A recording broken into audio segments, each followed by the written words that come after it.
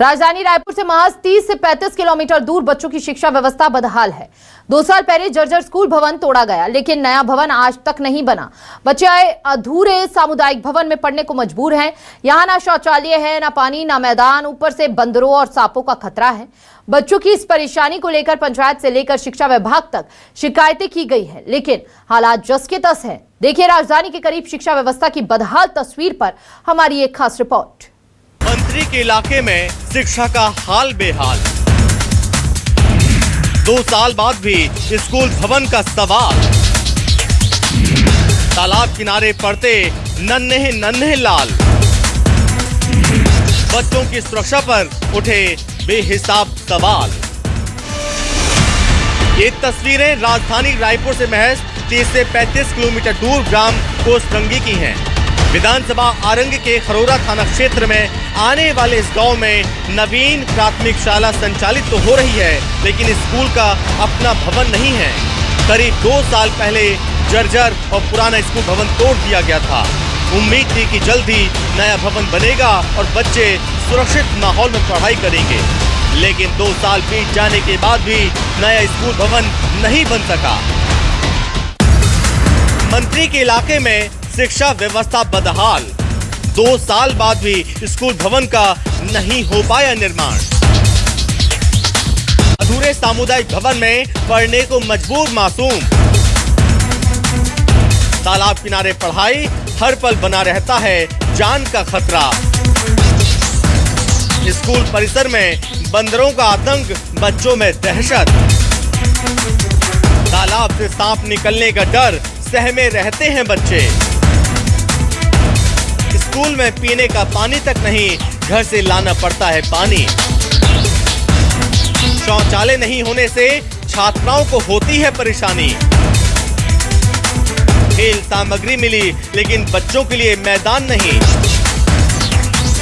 शिकायतों के बावजूद 2 साल से नहीं बदले हालात।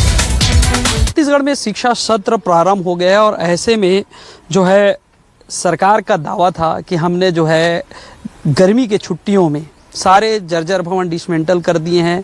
पूरे जर्जर भवन को सुधार लिया गया है।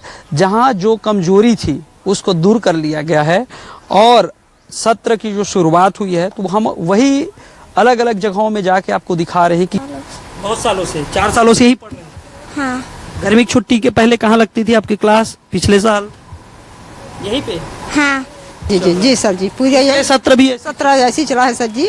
बहुत मुश्किल से हमारे बच्चों को जान जोखिम में डालकर हम लोग पढ़ा रहे हैं सर। गर्मी, पूरी गर्मी आती है, बच्चों की पसीना पसीना हो जाती है। इधर बैठो बेटा, इस कोने में बैठो बेटा, उस कोने में बैठो बेटा। बारिश के दिनों में भी सर जी बारिश इतनी होती है कि बैठने की जगह नहीं होती है।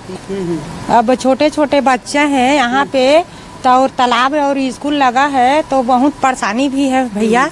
और बरसात का दिन आते तो इधर से पानी उधर से पानी। पास एक नल है, वहाँ से लाते हैं। तो वहाँ से नल से लाया जाता है। हाँ जी। नया स्कूल बनाए और हमारे बच्चों की सहायता करें। बच्चों ने बताया कि गर्मी में पढ़ाई के दौरान काफी परेशानी होती है। बारिश में पानी अंदर आने से कपड़े और बैग भीग जाते हैं। स्कूल में खेल सामग्री तो है, लेकिन मैदान नहीं है। शौचालय और पीने के पानी की सुविधा भी नहीं है। पीने का पानी बच्चे घर से लाते हैं। तो यहाँ पे क्या क्या समस्या है? लैट्रिन नहीं है, यूरिन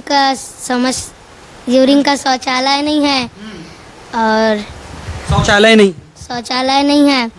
पानी कहाँ से लाते हैं आप लोग? पानी घर से लाते हैं। पीने के लिए कुछ व्यवस्था नहीं है? नहीं है। बाथरूम और टॉयलेट का समस्या है। हाँ, मतलब पानी वानी का भी समस्या है। अच्छा, खाना कहाँ पे खाते हो आप लोग? हम वहाँ पे खाते हैं। वहाँ बैठे हैं ना, वहाँ। अच्छा, छोटे छोटे बच्चे हैं वहाँ? हाँ।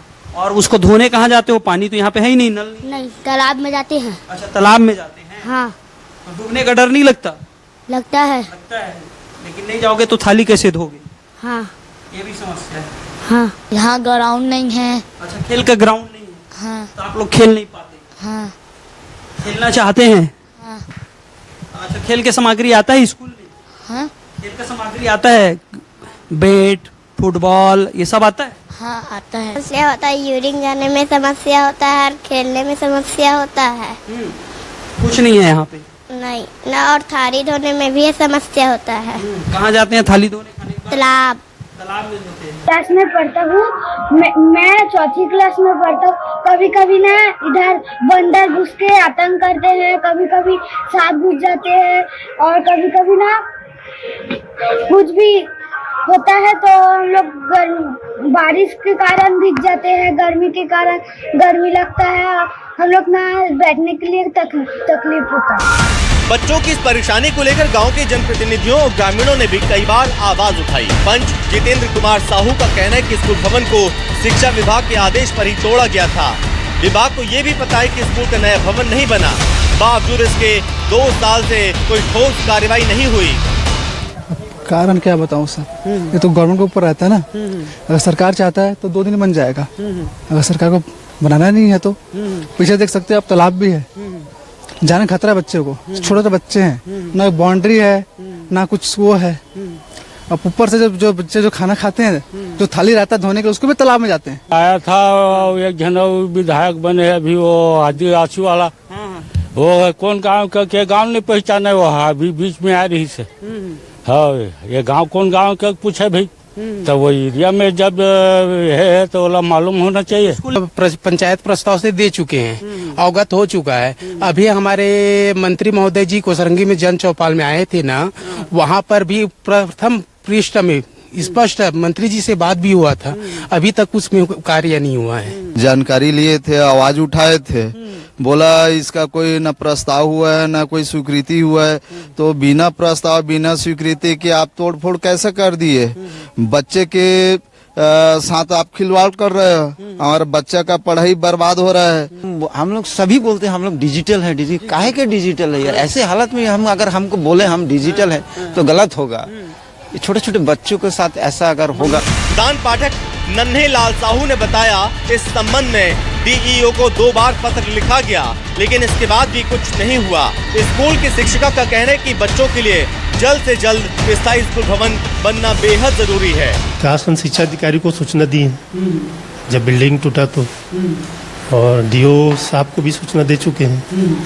डीओ साहब डायरेक्टर के पास भेजे हैं अभी लेटर कमरा सेंसन के लिए, तो कमरा भी स्वीकृत नहीं हुआ है लगता है। पानी की व्यवस्था है, नलकूप है, लेकिन वो अभी कल से मतलब खराब हो गया है।